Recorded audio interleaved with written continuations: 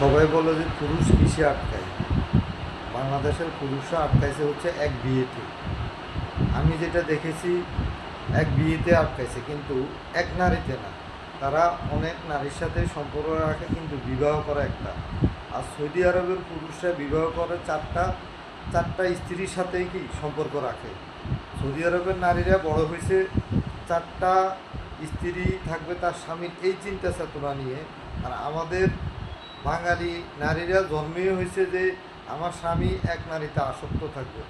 আদৌ বাস্তবতার সাথে এই ধরনের কোনো কিছুরই মিল নেই। অতএব বোনেরা, যেটা আল্লাহর আইন এবং বিধান আছে ওই অনুযায়ী পরিচালনা হওয়ার জন্য নিজেকে চেষ্টা করুন এবং নিজের ফ্যামিলিটাকে চেষ্টা করুন। দেখবেন ইনশাল্লাহ শান্তি আসবে। অন্যথায় শুধু ডিভোর্স আর ডিভোর্স। এই ডিভোর্সের যন্ত্রণাতে কাজী এবং কোর্ট অতিষ্ঠ।